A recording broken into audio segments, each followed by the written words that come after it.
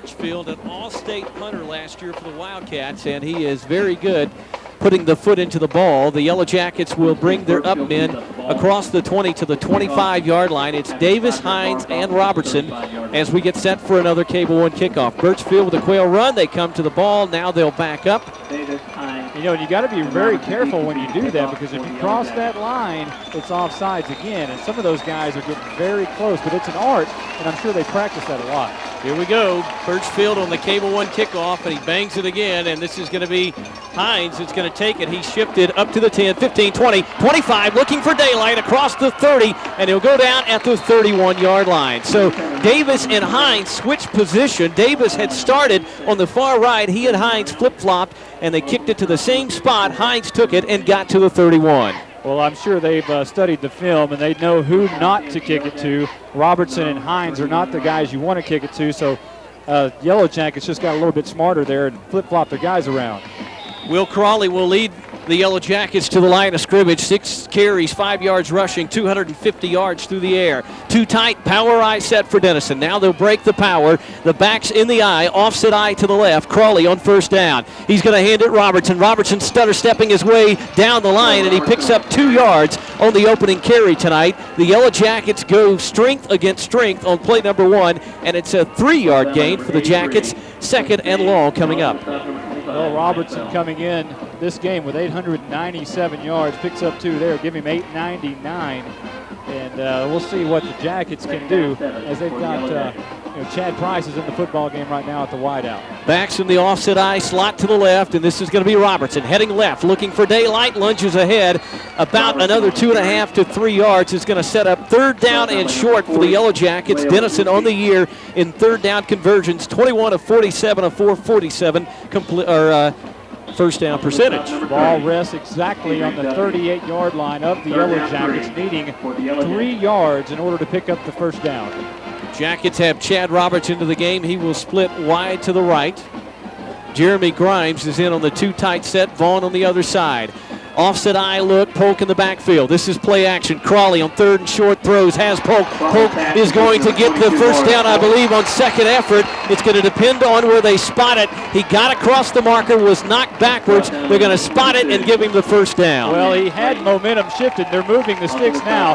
He hit one guy, bounced off of him, tried to get another few yards, but he was hit right at the line, and he needed 3 yards, and he got exactly 3 yards. That is his first positive catch of the year. Polk with 1 reception for a negative 5 yards before that one. He gets 3 there, and it gives Denison 1st and 10 from the 42, and we'll see if 42 gets it. That's a great call by the Denison coaching staff, by the way. Vinny Rhodes in the ball game. He'll shift. This is Robertson running ahead, and he had a little bit of daylight, lowered the shoulder, and picked up 5 yards. So last year, Robertson 33 yards, his lowest total as a starting tailback.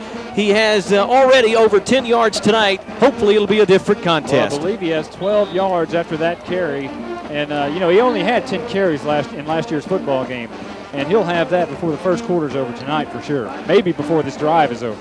Denison threatening to break into Wildcat territory. No score, 9:56 to go in the first quarter on Katy Country. Offset eye look, 1 receiver to the right. This is Crawley. Inside handoff, Polk. Shedding tacklers, still going, and gets near the 50-yard line. Good job of hard running by the Jacket back so far. The Wildcats have had chances to tackle them for no gain, but they've missed a couple of tackles so far in this opening drive. Well, here's another big 3rd down. It's going to be 3rd down, a little more than 3 this time, maybe 3.5, possibly, well, not quite 4, but it is going to be probably 3 yards to go as the ball rests on the Denison 49-yard line, just short of midfield. Backs in the eye, 3rd and short from the 49. Flag on the play. Crawley's going to turn on the quarterback. Keeper has a lot of room to run to the 40, 35, and out of bounds at the 34-yard line. I think the Wildcats are going to be charged for being offsides on that play. We'll have to check it out, make sure if that's the case. Crawley had a nice run all the way down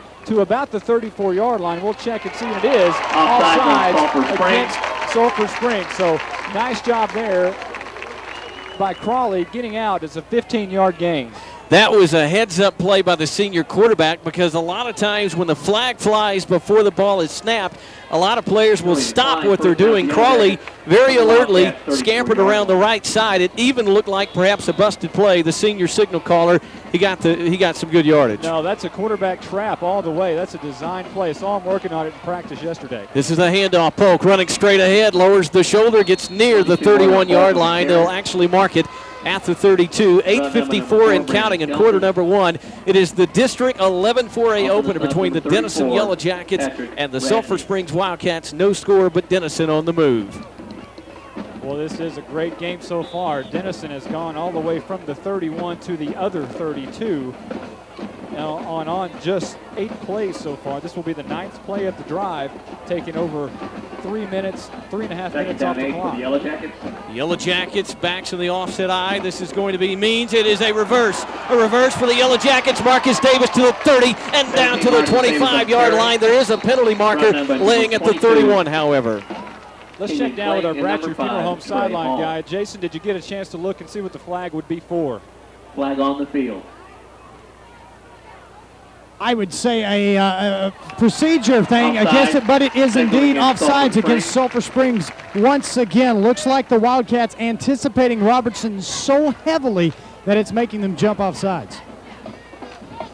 The Sulphur Springs Wildcats are putting everybody in the box. They run that 50 defense, and they are just stacking it in and really not allowing the Yellow Jackets to beat them with Corey Robertson. That's what their intentions are tonight. And when they're stacking everybody in the box, they're so anxious that they're a little bit too far where they should be. Yeah, they're going to take the penalty, and that's going to make it 2nd down and short. Try this one for size. 99 total yards of offense for the Yellow Jackets last year. They're over 40 yards of offense on the opening drive. 2nd down and 2. The ball at the Wildcat 26-yard line. Too tight set. Polk the offset fullback. Robertson dotting the I. This is going to be a handoff. Robertson running ahead. He had some room to run, but was tripped as he crossed the line of scrimmage, but he did get the first down. Well, they're going to mark him right at the 24-yard line is where he put the ball when he fell on the ground.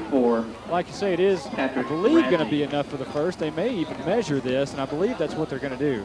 Let's check down with our Bratcher Funeral Home sideline man. Jason wants the call. 2nd and short. Robertson got just enough, it looks like, for me. What do you think? I think they've got it just barely. I mean, by the nose of the ball. Well, they are going to measure, and let's talk about this, fellas. Again, last year, the Wildcats stuffing the Yellow Jackets all night long, and we talked about with Sulphur deferring to the second half. We were going to find out in a hurry, could Denison move against the Sulphur defense, and you know what? So far, so good. So far, so good. It's a nice, long drive, and if that's it really doesn't matter. A lot of people say, well, you got to have a long drive to be able to win football games. Well, you really don't. If you can get big plays, you can win football games. But it is a nice sign when you can put together a 10-play drive like they have so far, and there will be a first down as they move the chains. And the ball's resting at the 24-yard line in Sulphur Springs territory with a fresh set of downs.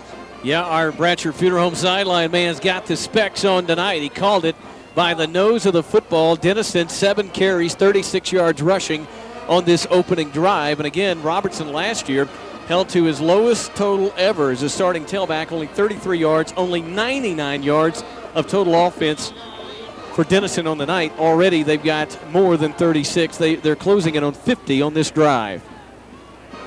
Straight eye look of Polk and Robertson in the backfield. One man split wide to the right. 1st and 10. The ball at the 24. This is going to be Crawley. He's coming to the near side. He was drugged down from behind. Got near the original line of scrimmage. On the stop for the Wildcats coming from the backside was Garrett Spigner, the defensive tackle, 6'2" and 220. Well, they're going to mark him down in beside the 25 and the 26-yard line. That was another one of those quarterback trap type of plays where they bring the tackle and bring him across a line of scrimmage and trap one of the defensive tackles, and Crawley has a free seam. He didn't have that time and got tackled for a loss. 2nd and 11, and it is going to be Polk in motion. Kimbrell split wide to the right. This is a toss. Robertson trying to get outside. Eludes one tackler. Now he'll cut it back inside, but he's going to be tackled for negative yardage.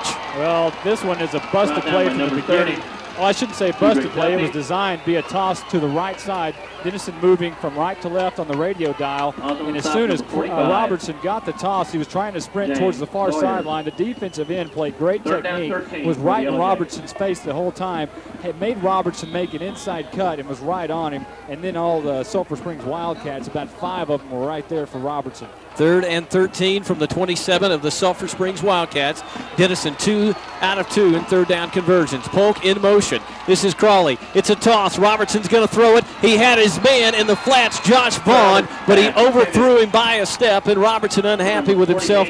Vaughn had a step on the defender and could have turned it up perhaps for the first down. Well, it was a nice job by the linebacker out there as well. I believe that was Jordan Jones, the outside line, running with Vaughn. Picked him up right off the line of scrimmage, was running stride for stride with him. Even if he would have caught the football, probably would not have been a first down, but it would probably have been in Nathan Farley's field goal range. They're going to try it anyway. Farley 2 out of 3. 38 is his long. This a 44-yard attempt from the right hash mark.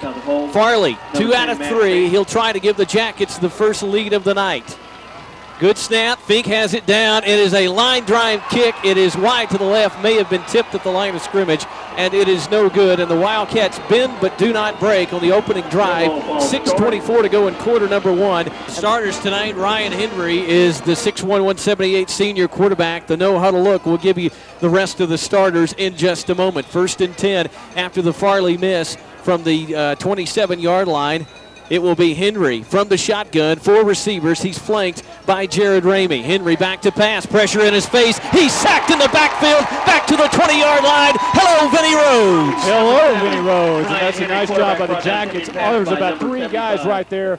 All of them were corralled around the quarterback. Josh Prado also there. Across the front for Sulphur Springs, Patrick Morgan, Travis Edmond, Charlie Basulik in his first start. Wes Woods, Aaron Bowles. Kendall Wright is one of the wideouts along with Brandon Clayton. Rolando Wright, another one. Colston Copeland is another wideout, and Jared Ramey, the starting I-back, will give you the Yellow Jackets starting D momentarily. 2nd and a long 17. Denison with the heavy pressure on first down, sacked Henry 7 yards behind the line of scrimmage. Henry with more time. He'll throw, has a man, and he is hammered by Marcus Davis. It was out of his hands, just barely incomplete. Here's the lineup for Denison's defense. Number 1, Kendall Wright. Defending on the play for the Yellow Jackets, number 17, Marcus Davis. Pass ball's incomplete. 3rd down 17 for Sulphur Springs. 3rd down and 17 for the Wildcats. Their first 3rd down conversion attempt of the night. The ball at the 20. Henry flanked by Ramey. 4 wide out look. Denison showing pressure, now backing out. Henry back to pass. Here comes pressure, and he is going to get it away. It is knocked down at the line of scrimmage. What a great defensive play. Josh Prado coming back, knocking the ball down. Quarterback was in great trouble. Henry was back in trouble. Vaughn had him right around his leg. He didn't know what to do with the ball. He was trying to really throw the ball away. He did, but he almost got it picked off by Prado. Yeah, I said that it was at the line of scrimmage. He was actually about 5 yards upfield. Great job. Birchfield on to punt, and it will be Hines back deep for the Yellow Jackets to return it. Denison, of course, with a 74-yard punt return earlier this season to break the drought.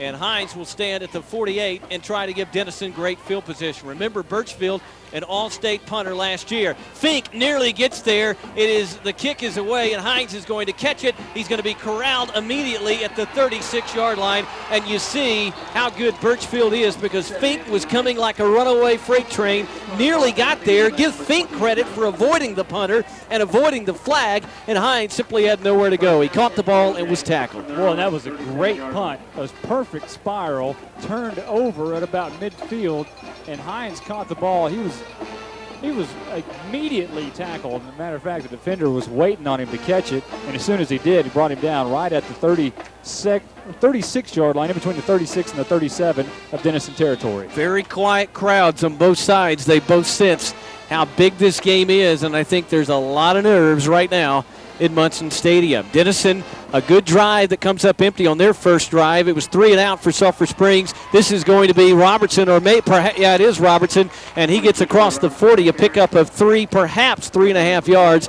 He hasn't gotten a big run yet, but he's picking it up in 3- and 4-yard chunks. That's a lot better than he did last year. Well, what's scary about this Sulphur Springs defense is they put a lot of people in the box, and Robertson is going to have to continually try to break tackles tonight. He's not going to be able to get past the first man. He's going to try to get past the third and fourth guy, and what that does is creates opportunity for turnovers for Sulphur Springs. They're going to really have to hold on to the ball tonight. This is Robertson running loose, 45 to the 50, and he was a man away from running down the sideline, but he might have lost the ball. Sulphur Springs says they've got it. No indication yet from the official, and they signal Denison football. Well, he was out of bounds, I believe. They're going to mark it right on the 50-yard stripe. And you're right, he was one man to beat. The outside linebacker ran him down, made a great play to save that touchdown. Yeah, he was off to the races if he could have gotten one more step on that outside backer. As it is, first down at the 50. What a spectacular fall evening. Clear skies and a full moon rising in the east. Well, and remember, Sulphur Springs came into the game giving up 228 yards on the ground all year. This is Crawley on first down. He's going to tuck it up, and he's hit behind the line of scrimmage. Sacked. He made a wise decision. Great coverage downfield. Nothing was open, and he just buried the ball and took the punishment. Well, that's the reason why they have given up only 228 yards rushing all year, because they're very aggressive on defense, and they really attack you running that 50 style of defense.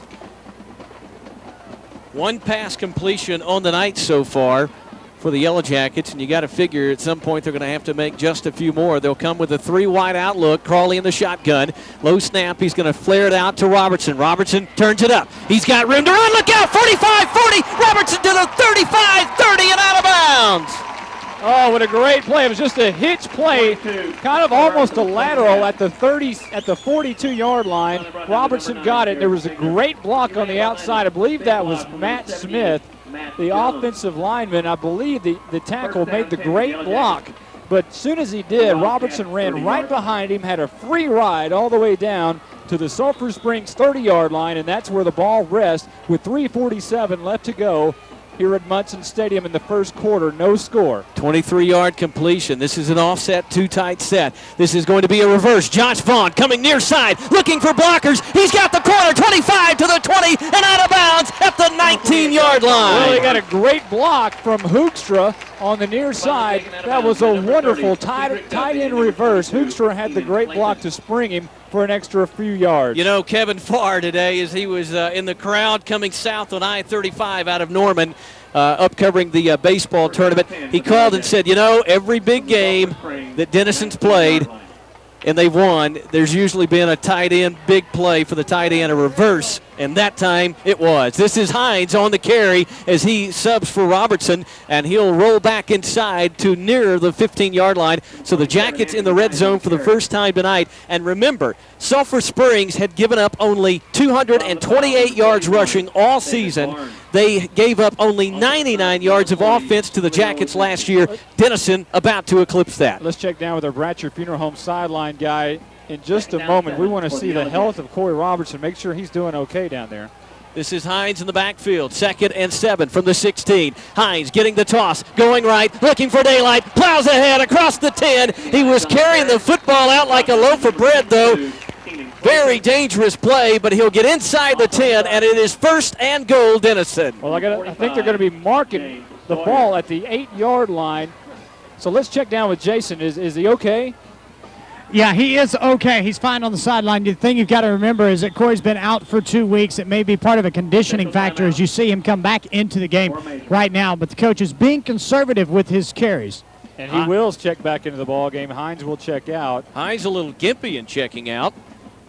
They are measuring. They are measuring down here to see if that actually is a first down. We called it a little prematurely maybe, and it may not be a first down. We'll check and see. And now they say, yes, indeed, it is a first down from the 8-yard line. So Denison knocking on the door. 2:55 left to go, first quarter, Munson Stadium. No score yet, but Denison looking to push it in. Two very good drives in the first quarter for the Jackets. Remember, last year, only 99 yards of total offense in the entire game against Sulphur Springs. The Jackets tonight, I think, have already eclipsed that. This is going to be first and goal. Robertson, the toss to the 5, stick it in the end zone, put it on the scoreboard from 8 yards out. Corey Robertson gives Denison 100 yards of total offense on the night. They've eclipsed their total all of last season's game, and the Jackets have an important 6-0 lead. Lynn, it's a new year. This is a new team and a new year, and the Jackets are rolling.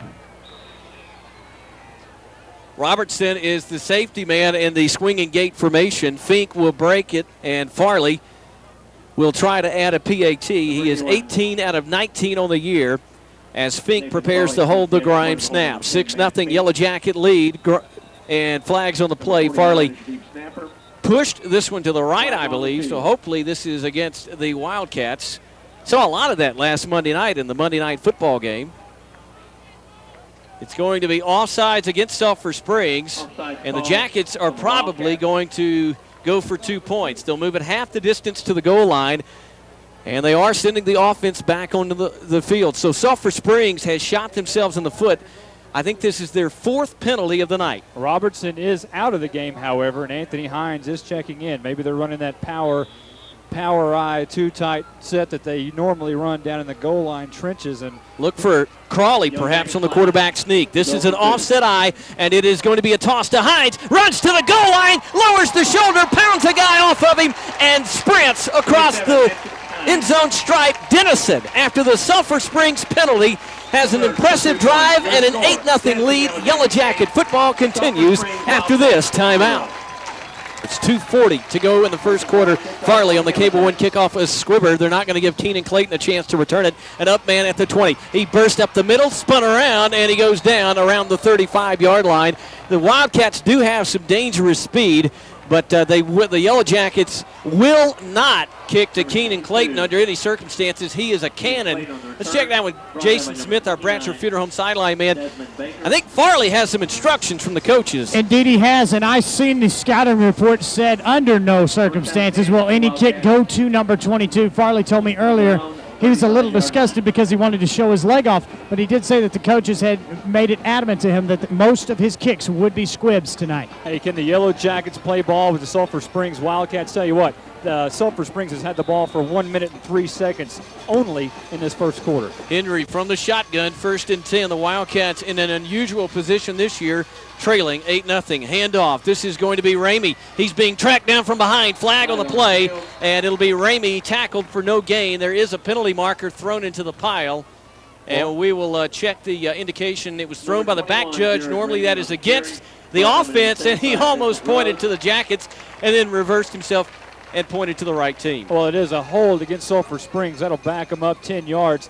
Anthony Hines and Vincent Rhodes were right there on the stop to make it a no gain if, in fact, there was not a hold, but there was, so they'll back them up. And Sulphur Springs early on first down has knocked themselves out twice so far. Yeah, penalties. Because the last first down they had, they got sacked.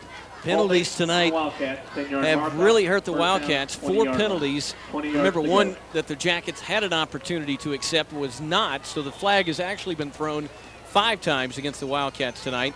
This will be 1st and 25. Henry from the shotgun, standing at the 20. Denison showing a blitz look. Means into the ball game. This is Henry. He'll throw. It's going to be complete, and the Yellow Jackets will be right there. Corey Robertson will help bring the receiver to the turf. That's Kendall Wright, their leading receiver. 25 catches for 383, 6 touchdowns, but a late flag. Well, there's going to be an unsportsmanlike conduct penalty right there. And, of course, you heard in the pregame where Jason Smith was on the field with the referee that they were going to have none of that, and they didn't want to throw the flag for that, but that looks like it's what it's going to be here. It was a quick hitter on the inside of Nathan Farley.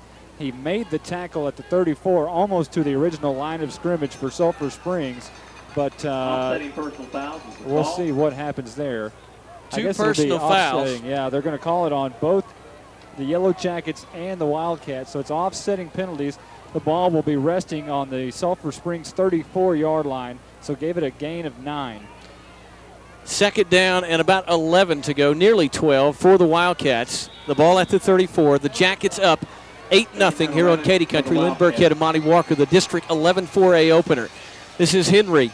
Brian Henry from the shotgun, flanked by Jared Ramey. 2 wideouts to the left, 2 to the right. Denison backing out of the blitz. Ramey gets the carry, has room to run. Robertson lights him up, but not until he gains 6 yards. It'll be third down and about 4.5 to go for the Wildcats. Here's the first big play for the Wildcats, and the first big play for the Yellow Jacket defense is that was a nice 6-yard run right up the middle. Actually, it was about an 8 or 9-yard run as he does get up over across to the 41-yard line. Robertson made a good stop to save the first down. 1:24 and counting in quarter number 1. 8-0. The Jackets in the lead. Third down, a long 4 for Ryan Henry and the Sulphur Springs Wildcats. From the shotgun, Ryan Henry checking off. He's going to pump. He's going to pump again. Throws over the middle. It's going to be complete. First down, Wildcats. It was a yard across the first down marker, and he did make the catch. He was trying to find his man. He kept pumping over, and I thought if he pumped many times, he was going to get the ball intercepted, but that's not the case. It was a great play for the Wildcats, bring up a first down at the 48-yard line in their own territory. First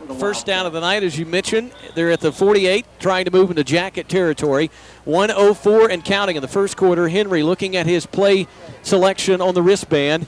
First and 10, a new set of downs. Hines and Robertson in the ball game defensively for Denison.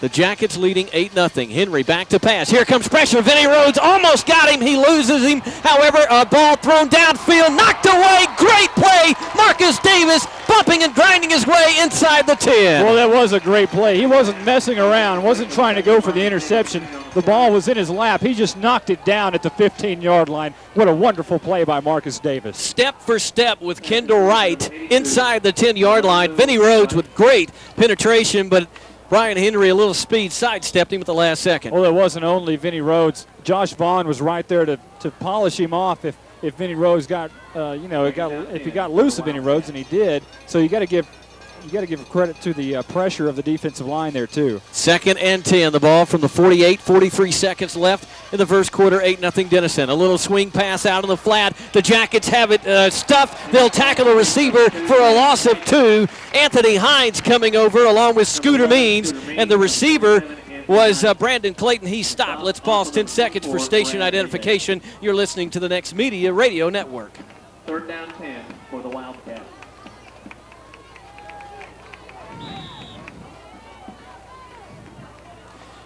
Wildcats 1 out of 2 in third down conversions on the night. This is third and about 10.5 from the 47.5. Henry in the shotgun. Denison showing the blitz look. Means up to the line. And along with Polk. Henry back to pass. Vinny Rhodes fights through. Throws over the middle. It's caught, but should be just short of the first down on the final play of quarter number 1. We'll have a measurement perhaps when we come back for the start of stanza number 2. After 1, Denison 8, Sulphur Springs nothing. We're back after this Yellow Jacket timeout. 4th and 2, the Wildcats with a decision. They're going to go for it, it appears. 4th and 2 from the 44-yard line. Birchfield is the all-state punter. He could certainly probably try to trap Denison deep, but Brad Turner rolling the dice. Well, 2 backs in the backfield. If you were going to fake punt, well, now they're going to punt here. Denison crowding the line. 4th and 2. Henry looking to the sideline. We'll see if they try to get Denison to jump. This is a handoff inside. First down and more as the back gets across the 40 to the 37-yard line. That was Brandon Clayton on the carry, and he has about 6 yards. Well enough for the first down. Scores to update you on 8-0 here. Denison over Sulphur Springs, but the Wildcats threatening. McKinney North 14, Sherman 7. McKinney North 14. Yeah, I was going to say Sherman scored, but McKinney North scored also. Hey, McKinney North beat Sulphur Springs last year, and Sulphur made the playoffs. So the McKinney North Bulldogs can certainly play. Not much defense, but they've got a ton of offense down there in Collin County. And, of course, Denison gets to host McKinney North this year. 2 backs in the backfield. 1 man wide to the right, 2 to the left. 1st and 10 for Ryan Henry in the shotgun. 8-0 Denison lead, and the Wildcats are going to be flagged for too much time. Delay of game. Once again on first down. You know, you can't start off as a drive like that or a series if you keep having its 1st and 10 or 1st and 20s and 1st and 15s. You know, one thing that Kevin Farr brought to our attention coming into the game, and I don't think we've spoken about yet, is when you look at the competition that these two teams have played, Sulphur Springs non-district opponents are 9-16, but 4 of those victories are come from Wiley, which of course Sulphur Springs beat. Denison's non-district opponents have a little bit better record. They're 13-12. And maybe that's showing just a little bit here. 1st and 15 from the 41. 2 backs, a handoff. This is going to be Clayton coming right side. Scooter Means wraps him up from behind, and a couple of black jerseys come to finish him off. Mario Polk was right there. It's going to be a gain of about a half yard as he itches toward the 40-yard line. He's not quite there, so the ball is going to rest in between the 40 and the 41. 11:09 left to go before the Grays Credit Jewelers halftime show. Denison on top, 8-0. Beg your pardon, it was not Brandon Clayton. It was Jared Ramey, the 5'9", 175 junior on the carry. He sets up 2nd and 14 from the 40. 10:55 to go into the first half of play. 8-0 Denison in the lead, but the Wildcats at Denison's 40. This is Henry. He's going to pull out. He's looking to throw. He's going to launch one downfield. Has a man wide open. It's caught, and it's a touchdown. Well, Marcus Davis was in coverage. He kind of got fooled by the set. It looked like a running play. Looked like the quarterback was going to roll out, so Marcus Davis came up to apply the pressure on the quarterback. When he did, he left his man all alone, and the quarterback just reached up and tossed it into the end zone, or actually it was caught about the 5, and he strolled into the end zone. And now we have 10:40 left, and we'll see what Sulphur Springs does. They're lining up for the extra point. Well, Henry is the holder. Ryan Henry, the quarterback, is the holder, and Birchfield, the kicker. They will go for one, and Birchfield looks like he's banged it through, and he has. So Marcus Davis, unfortunately, was unable to stay at home. It results in a big 40-yard touchdown pass reception, and the Wildcats close the Denison lead 8-7, a one-point game. We're back after this Denison timeout. Got some scores to update you on in just a moment, and this is going to be Birchfield. He'll do the quail thing again and bang it deep. Robertson backtracking, has it at the 5. He'll come upfield. Can Robertson find daylight? He's looking, spinning, gets to the 20, and that's it. 10:34 to go in the first half. 8-7 is the Yellow Jacket lead over Sulphur Springs. And, you know, I really did not think you'd see Robertson get a chance to return a kickoff tonight, but he did then. Well, they had to run back for it. They were trying to hide him underneath a little bit, and as soon as they kicked it deep, he kind of sprinted back to make the catch. They were trying to hide him a little bit in there. Because you know, if he's directly back, they're not going to kick it to him, so they kind of have to move him around in order to get him the football. Yeah, Robertson, a 15-yard return on the Cable One kickoff. He's the I-back, gets the toss, comes to the left side, running ahead. Look out, 35, 40, still running, 45, and tackled at the 46-yard line. He got up very quickly, banged into a Wildcat defender, but the official said that's just youthful exuberance, not a penalty. And Robertson with his biggest carry of the night. 23 yards on that carry, moves him up to the 43, and there was a big hole on the left side. Vinny Rhodes and company making that monstrous hole on the left side, and Robertson has 10 carries. That's what he had last year. He had 33 yards last year. He has 81 right now. Yeah, we've got 10 minutes to go in the first half of play. He may be closing in before the first half is over with, going well over 100 perhaps.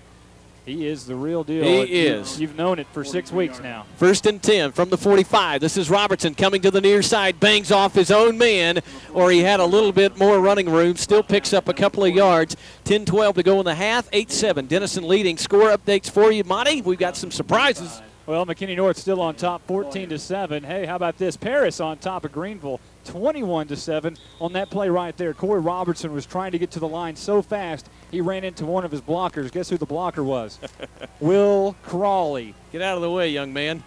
This is 2nd down and 7, and it will be a handoff inside. Scooter Means rumbling near the 50-yard line on the trap play. He'll pick up a couple of yards, and it'll be 3rd down and long. 3rd and 5 for the Yellow Jackets.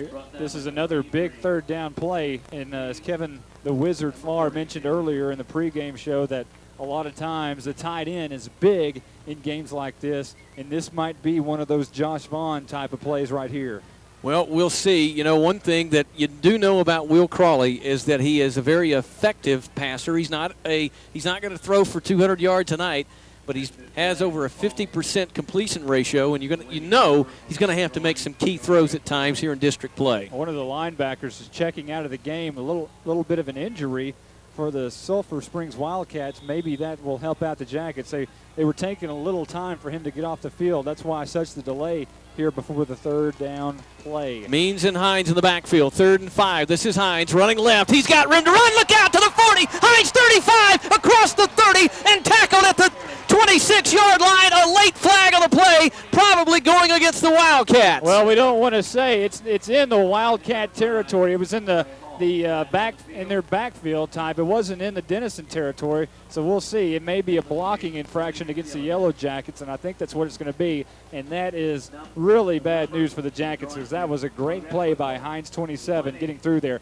Now, he has that speed that Robertson doesn't have. Robertson is a great running back who is shifty and gets through, but he doesn't have that great breakaway speed that Hines has. Well, it was a block in the back. That's the infraction. It is a spot foul and should be still a first down for the Jackets, and it will be. So Denison has a lot of excitement as Hines nearly took it to the house. But the blocking, you know, how many times do you see a big run and you see a block that is so completely out of the play and so unnecessary, and that's what happened right there. Yeah, but the good news is it is a first down. 1st and 10 from the 44 of the Wildcats. Denison has moved the ball all night long. They have a 1-point lead, 9:20 to go in the first half, 8-7 the Jackets up front. This is Robertson heading right, gets a block on the corner to the 40, lowers the shoulder and pounds his way to the 35. Oh, I'm telling you, he got one of the block of the years from his quarterback, Will Crawley, on the right side. I'm telling you, Crawley is a great blocker. You know, that is one thing that Coach Brad Turner told us this week leading up to the game. He said, you know, Robertson is obviously a better running back this year. He's a year more mature, a year stronger, a year bigger, a year more confident. But that offensive line is really what's making Denison go. Yeah, and if the quarterback's going to get out there and throw people around like that, then, hey, you're going to run for a lot of yards, and he picks up 9 right there. 8:43 to go in the half. 8-7, Denison leading, 2nd down and short. Robertson toss, left side, runs ahead. He's to the 30 and gets to the 25, perhaps the 24. They'll say his knee hit at the 25. Yet another first down for Denison. Robertson closing in on 100, and that carry, ladies and gentlemen, got him over the century mark. 102, and this is certainly a different year. Yeah, it certainly is, and this is a 55-yard drive as it is. The ball being spotted on the 25-yard line. 8:32 left to go before halftime. Denison on top, 8-7 here in the second quarter. Kimbrough left, Hudgens right, Offset Polk and Robertson. 1st and 10. This is C-Rob going right, looking for blocks, tripped over his own feet, and goes down at the 21-yard line. Still a gain of 4 yards. Had a lot of running room on the right side of that offensive line. They're really doing a great job over there. Matt Jones. Matt Jones over there on the right side, really, and Hoekstra. Those guys really just blowing the holes open. Doing a very good job, and, you know, they're going against guys that, once again, are bigger than they are. We told you at the outset, 268 across the defensive front is what the starters go. But Denison having their way so far. 2nd and 7 from the 22. This is going to be Hines going left, cutting it back inside, lowers the shoulder across the 20 down near the 16-yard line. He'll be about 1.5 yards, 2 yards shy of the first down. Depends on the spot. They'll actually mark it back at the 17. Denison winning the trench battle right now. Well, they really are. You know, you look back at the plays that they have run. There's 6 yards on that one, 3 yards before, 10 yards on the play before that, 9 yards on the play before that. And, of course, Hines had the 30-yard run called back on the blocking infraction. I mean, they really are. They're dominating this line of scrimmage and way undersized. This is going to be Hines, 3rd and short. Flag on the play as Hines runs outside to the 15. Got near the 11-yard line before he's brought down, but I think this is coming back against the Jackets. Well, it was thrown before the play, or almost right at the snap. So normally that is going to be against the Yellow Jackets. We'll check down with our Bratcher Funeral Home sideline guy, Jason Smith. Jason, did you have a chance to look at that? They are calling that as defensive offsides. I really think it was a defensive man lined up in the neutral zone, but that is the offsides call. The 3rd one of those against the Wildcats tonight. Well, that should be enough for the first down then, as they'll move the ball another 5 yards and mark that off against the Sulphur Springs Wildcats. Yep. So now, what is it going to be, 1st down and 10 at the 12. So they can get a first down before getting a touchdown, but it's going to be really tight in there to do that. 6 penalties on the night for the Wildcats, and Coach Brad Turner telling us before the game that they needed to maintain their composure. So far, they're not. This is going to be a toss. Hines wants to throw, has a man. Vaughn caught inside the 10, but it's really going to be not much of a gain. It'll be about 3 yards. It was Polk was the intended man, and Hines saw him fall down and flipped it over to Vaughn, and Vaughn gets his first pass reception of the night. That's a very scary pass because he didn't have a lot of mustard on it. He really kind of tossed it in there, and when you toss it, when you have a toss like that for only about 3 yards, that is very dangerous because there's a lot of bodies in that area. 2nd and a long 6. Robertson gets the toss, heads left, follows the blocks, lowers the shoulder, inside the 5, close to the goal line. He'll be denied at the 1 yard line, but it is 1st and goal. Yeah, he got enough for the first down. We told you it would be rather tight in there in order to get one, but he somehow comes along, and now he's limping off the field, and Robertson may have busted that ankle again. Now he starts to run a little bit. He doesn't want to show that it's hurt, but he is kind of limping off the field, and Hines will check into the football game. It's going to be 1st and goal at the 2 yard line, but, well, now they're going to measure. I told you it was going to be tight in order to get the first down, but they are going to measure it, and it's going to be very close. We'll check down with Jason in just a few moments. He's kind of checking out Corey Robertson to see how that is. Matter of fact, it is a first down. Let's check down with Jason. Jason, have you had a chance to talk to Corey yet? No, I haven't. His teammates are telling him he's old. Yeah, he's a junior, but he's been around since he's a freshman, so he seems like he's old. 1st and goal from the 1. Robertson got it to the 1. Now the second part of shock and awe. Hines, 27, will come in and try to finish it off. Robertson has a touchdown on the night from 8 yards out. Hines has a 2-point conversion. This is Crawley, rushes, stick it in the end zone, put it on the scoreboard. Will Crawley scores for the first time in 2003, rushing the football, and Denison has a 14-7 lead. 6:11 left to go before halftime. Like you said, 14-7, awaiting the PAT. We'll see what they do here. Might as well go for, well, I guess you want to keep the 1-point lead and go ahead and kick the PAT. Robertson appears to be okay. Let's check down with our Bratcher Funeral Home sideline man. Nope, he says he is okay, just trying to shake it off. And Farley on to try to make it a 15-7 lead for the Jackets. The Wildcats might have jumped, and this is going to be Farley banging it through. No flag. They got back in time, and the Yellow Jackets have extended their lead 15-7. So all night long on 3 drives, Denison has not been stopped. They've scored twice and missed a field goal, and they have a 15-7 lead. 6:11 to go in the half. We're back after this timeout. A lot of nerves. 15-7 Denison leads. Here's an American Bank of Texas drive recap. For the Yellow Jackets, 12 plays, 80 yards, took 4:29 off the clock. Will Crawley, a 1-yard touchdown run, puts our new score 15-7 with 6:11 left to go before halftime. Cable 1 kickoff muffed by the up man, but he's going to pick it up. Gets across the 32-yard line. Does the up man for the Sulphur Springs Wildcats. That would be Trey Hall. And the Wildcats start there. Just so you know, I said 15-7, our score. Denison is on top. I want to clarify that. Let's check down with our Bratcher Funeral Home sideline man. Jason, you got an update for us? And Corey Robertson, the doctors didn't seem as concerned about it as Corey was. Of course, he's the man that's going through the bumps and the bruises. It was a sort of a stinger to his left knee, but he's returned to the field for this defensive series. He is quite durable. Coach Brad Turner was hoping that the Yellow Jackets would wear down as the game went along. It is a humid night. Kind of cool, but a humid night nonetheless. Not very many players for the Wildcats go both ways. Quite a few for the Yellow Jackets. Handoff, Ramey runs ahead. A tough yard inside. He has his legs taken out from under him by Mario Polk, and Vinny Rhodes piled on top. Well, you can tell what the Sulphur Springs offense is trying to do. Brad Turner running that no-huddle offense, spreading everybody out, and then trying to run the trap up the middle and trying to spread the Yellow Jacket defense out as well. But the Jackets still playing that 4-4 type of defense with the 2 outside backers. It's really hard to run up the middle against that defensive front. Ryan Henry from the shotgun. Back to Pats. Here comes a blitz. He throws it. It is going to be picked off. Corey Robertson at the 41, skied up in the air, and he picks it off at the 41. How's that knee, Corey? Wow. Did he go upstairs or what? His first interception of the season. Robertson skied up in the air. That would have been a slam dunk on the basketball court. and he picked it off. And you know what? It's a good thing he did, because there was nobody to stop Kendall Wright behind him if he doesn't intercept it. Well, you got to give a lot of the credit to Josh Bond. He was blitzing on the play, or not Blonde, but it was Scooter Means, rather, was blitzing on the play and made the quarterback really hurry the throw. This is going to be first down. It's going to be Crawley on the quarterback keeper, breaks a tackle, spins off another one, and gets something out of nothing as he crawls his way to the 43-yard line. A couple of tough yards inside. 5:15 to go in the half. 15-7. We got a Wildcat down, and I'm going to just go ahead and do something. I got to get this out of the way.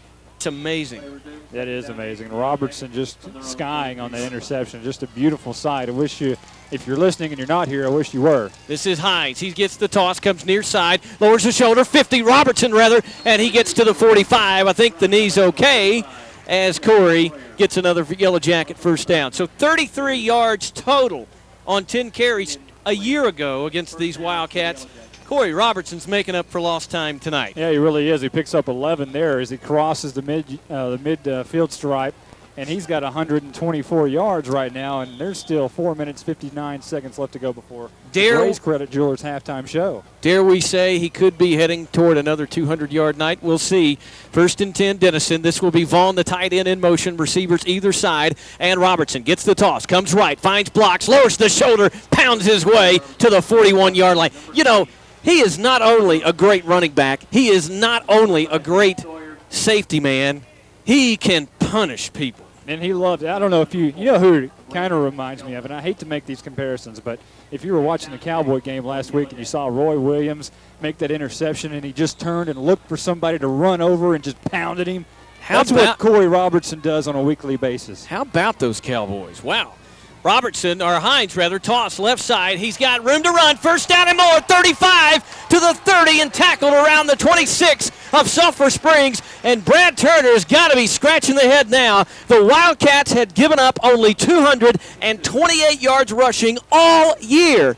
Denison is well on their way to getting that much in just one game. 15-yard carry there by Hines. How about this? First downs. Denison has 14. Sulphur Springs has 2. I like it. And as Kevin Farr mentioning in our headsets, one of those first downs actually occurred on the 40-yard touchdown toss from Ryan Henry. This is going to be Hines leaping a blocker to the 20, lowers his shoulder and gets inside the 15. Well, they're going to mark him right at the 15-yard mark. So that's going to be very close to a first down. I mean, they may have to measure this because it is – no, they're going to go ahead and give it to him right at the 15. Let's check down with Jason Smith. Jason, there's got to be some crazy people down on that sideline. This is exciting. It is very exciting. Still the Denison fans, although great in number, kind of quiet on the volume levels this evening, just watching the action. First and 10 for the 15. Corey Robertson lowers the shoulder inside the 10, lunges to the 7-yard line, and Denison eating up big chunks of yardage. And we're 3:30 to go in the first half, of 15-7 lead. Denison 230 yards rushing in the first half. They have eclipsed what Sulphur Springs had given up in 5 weeks of non-district play. And folks, this is a very good defensive unit for the Sulphur Springs Wildcats. I mean, you're not going to see Denison break a 50-yarder tonight because they're big and they're fast. Second and 2 from the 8. C-Rob heading left, goes inside traffic and is inside the 5. That should be enough for a first and goal from the 4 with 2:59 to go in the half. The Jackets already up 15-7 and looking for yet more. Well, we talked about the immovable object and the irresistible force. And the immovable object is being moved. It is being moved, and it's being moved at about 7 yards a chunk because you can tell there was a 2-yard run. Before that was 8. Before that was 9. Before that was 15. I mean, I'm telling you, the Yellow Jackets are just putting it to them, controlling and dominating that larger offensive line. Anthony Hines in the ball game. A power eye, 2 tight set. Means and Polk, the power fullbacks. This is Hines, bobble the ball. He's going to be tracked down from behind, but still got to about the 3-yard line. The ball might have popped loose. The official threw the beanbag. Hines, we thought, was down, and it's a fumble. How could that be a fumble? Hines was laying on the back of the defender. And I thought The reason I believe that they're going to call that a fumble and not down because he was laying on top of a defender and not on top of the ground. He was kind of thrown around, and he's still down, as a matter of fact. He has not yet gotten up off the turf. Let's check down with Jason Smith, our Bratcher Funeral Home sideline guy. Was he on the ground? Tell us about that play. Right. One of the defensive, I believe it was a linebacker, had a hold of his left leg, and a lineman was under him. He was on top of the lineman, and they were twisting and pummeling him while he was on top of the lineman. Ball popped free. If he hadn't been laying on top of the lineman, the ball would have definitely been down.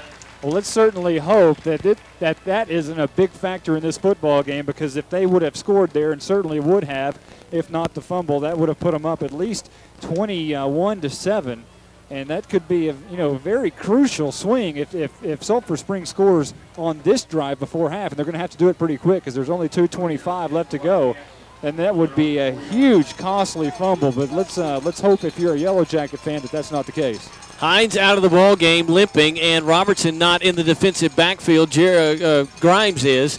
This is Henry standing at the goal line. He's going to hand it off on the first play. The Jackets may get a safety. The ball's loose in the end zone. A scramble. Denison, it is still loose.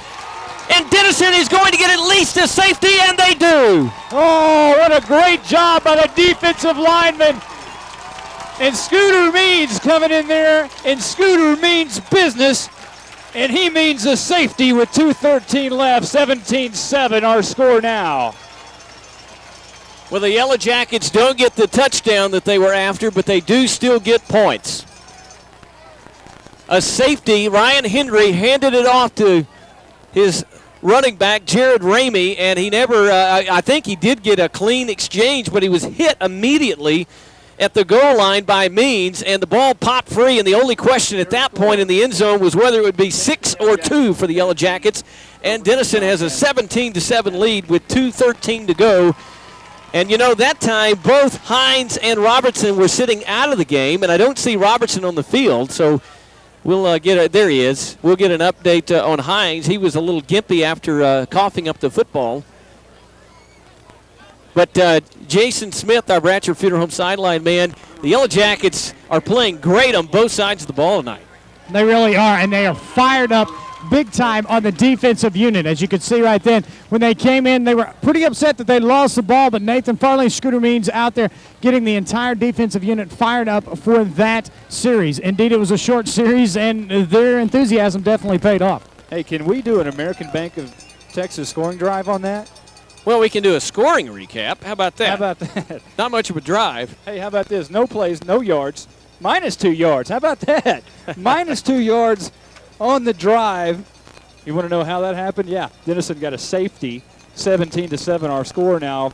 2:13 left to go before Gray's Credit Jewelers halftime show. Our new score 17-7. Denison on top here at Munson Stadium. Birchfield on the cable one punt, and he's going to bang it to Hines. Hines is going to track it down to 23. Comes upfield, looks for daylight, and he can't elude a would-be blocker. And we almost had a late flag come in as one of the defenders for the Wildcats, Zane Brown, nearly piled on Hines. Well, Hines obviously isn't running at full speed. He was kind of twisted up down there at the goal line when he made that fumble at the 4-yard line and was not running at full speed there. Well, his progress was totally stopped. He was laying on top of the defender who had him by the jersey, and he nearly got undressed on that fumble. His jersey was almost off, and they called it a fumble, but the Jackets do get points nonetheless on the next play, 17-7. They'll line up 3 wide out look. Crawley from the gun. 2:06 to go in the half. Crawley's going to swing it out. This is Robertson, and it was a low throw, and C-Rob had a little difficulty in tracking it down, and he was just able to get it, and it's going to be no gain, maybe even a loss. It's going to be a loss of 2. Loss of about 3, possibly. The ball's going to be standing at the 34-yard line, so, yeah, give that a loss of about 4 yards, I guess, 3 yards. So 2nd down and 13 coming up. 1:40 to go in the half. Yellow Jackets up 17-7. This is Crawley. He'll give it to Robertson. Toss it, rather. Robertson coming near side. He's got room. 40, 45. There might be a flag, and there is, as Robertson gets out to the 46-yard line. Flag thrown at the 40, and I think that might be going against the Jackets. Well, again, Robertson running behind that big side of the offensive line. It is a hold against the Jackets. It will come back, but there was an enormous hole on the right side by Matt Jones and Robert Hoekstra that blew open that side, but it is coming back, and that is very costly for the Yellow Jackets. Those holds are 10-yard penalties, and you can't really overcome those a lot of times. Yeah, so the Jackets had been doing quite well in the penalty department, but they've, as of late, made a couple of miscues. Micah Hudgens and Jeremy Kimber will be the two wideouts to the left. Denison left to right on the radio dial. C-Rob 2 in the backfield along with Mario Polk. This is going to be Crawley back to pass. Comes back and he threw an interception. No, they're going to wave it off and say it was incomplete. The ball hit the ground. I don't know what Crawley was thinking. He was trying to throw it right to his tight end, Josh Vaughn, and he threw it right to a white jersey. Well, that was one of those times where the ball may have just slipped out where he didn't want to throw it, obviously, to the white jersey, but I think he kind of got himself in a little bit of a hurry there. And Jackets. He obviously heard from Coach Brown on that play, too. Yeah, that was a dangerous throw. If that ball had been caught, that was a touchdown, perhaps. What do you do here? Third and very long, deep in your own territory. You just give it to the man. This is going to be Polk coming near side 40, and he's going to lower the shoulder to the 41 as he got some nice yardage on third and long to give Josh Vaughn a little bit more room to punt. But it will be fourth down, and for the first time tonight, with 59 seconds to go in the half, the Jackets are going to have to punt. Sulphur Springs wants a timeout. We're back after this 60-second break. Hey, do you fake it here? Will Crawley's your up man. No. Josh Vaughn standing at the 28. 10-point lead, 58 seconds to go the ball at the 41. Clayton, the lone man back, and he is dangerous. This is going to be Vaughn. Going to have to hurry. Just got it away. No flag as he was bumped. And Clayton, he goes right through Clayton's legs. He may have touched it. Denison falls on it. Let's see. Denison has recovered a fumble inside the 10-yard line. First and goal, Denison. Oh, and the crowd's going crazy now, Lynn. You wanted them on their feet, and they are. Oh, and a flag is thrown at the 39-yard line. It's against Sulphur Springs. Bill Bates says decline it, and it's Denison football. Holding was the indication. Josh Vaughn barely got that punt away. He was bumped. The official did not throw the flag. The ball bounced short, and the all-everything return man, Keenan Clayton, with 2 punt returns for a touchdown, saw it bounce in front of him. It went right between his legs, and if it didn't touch him the first time, it sure did the second time, and the Jackets have it first and goal from the 10. This would be huge. 46 seconds left to go. Denison on top, 17-7, 10 yards away from their third touchdown of the night. And all 3 timeouts remaining. It is first and goal, so it is a touchdown, not a first down. The Jackets must have. Power I, 2 tight set. Denison shifts the power to the right. Robertson, toss, running right side, looks for blocks, gets to the corner and goes out of bounds inside the 10-yard line at the 7. You don't want to run sideline to sideline against the Sulphur Springs defense because they have a lot of speed, especially when you're on the near side, because they will swarm to the football. It won't give you a whole lot. There will be, matter of fact, a 2-yard gain there, and Robertson just simply ran out of room. Championship football teams make teams pay when they make mistakes like this. Denison is hoping to win a district title. They lead already 17-7. Had a touchdown opportunity go awry a few moments ago. Hopefully not here. Robertson checks out. Hines checks in. This is Hines running left. Now he's going to throw it. He's got Vaughn wide open, and he overthrew him. Oh, he just threw it right over him a little bit. Couldn't make the catch. It's one of those where if he didn't have shoulder pads on, he probably could have made it. But he tried to go up over his head to make the catch and just couldn't get his arms extended. And that will bring up third down. And goal. From the 8. Of course, they're certainly in Farley's range, but they want the 6, not the 3. This is going to be Chad Price wide to the right. This is going to be Hines, or Robertson running right to the 5, inside. He's near the goal line. He's struggling to the line. Did he get in? Stick it in the end zone. Put it on the scoreboard. Second and third effort from Corey Robertson gives the Yellow Jackets a touchdown with 27 seconds to go in the first half of play. Oh, and it's SRO at Munson Stadium. How about this, Lynn? 23-7 in the first half. And Collier Sharp had Sulphur Springs picked by 11, and they have Sulphur Springs picked number 11 in the state. I don't think that'll happen longer if Denison can hold on to this lead. It's not over yet, but everyone in the Dallas Morning News picking the Wildcats over the Jackets, and Denison having nothing to do with that. 23-7, Farley on to make it 24-7. Grimes to snap, Fink to hold. The snap is down, the kick is on the way, and the official signal, it is good. 27 seconds to go, and after the turnover by the Wildcats, Denison capitalizes on an 8-yard Corey Robertson touchdown, his second of the night as the crowd comes to life. We're back in 60 seconds. Smith, Sam Smith, Jonathan Lindley, and Keenan Clayton back as Nathan Farley prepares for the Cable One kickoff. The ball fell off the tee, and he had to reset it, and here we go. Billy Bates, Nathan Farley is going to squib it. It's going to bounce down, and it's going to be taken at the 10-yard line. And it'll be Sam Smith running up, running ahead, looking for daylight. He's got room to run. He's spun around, still running, and he's finally going to be brought down. Marcus Davis tracked him down from behind and brought him to the turf. That was actually Kendall Wright on the return. And so the Wildcats got it out to the 32, but only 18 seconds to go in the first half. And wow, 24-7, the Jackets in the lead. Well, this half has been dominated by the Denison Yellow Jackets. They have had the ball an enormous amount of time. I would say probably 2/3 of this football game, Denison has had the football. And you want to talk about Sulphur Springs and their awesome defense. Well, they've been out there a lot, and they're probably getting worn down a lot. 1st and 10. This is Ryan Henry from the shotgun. He's hit. Bryce Woolard sacks him in the backfield as Bryce Woolard comes running in. The second sack of the night. Woolard's first of the year, and that's going to be the final play of the half. 4 seconds, now 3, now 2.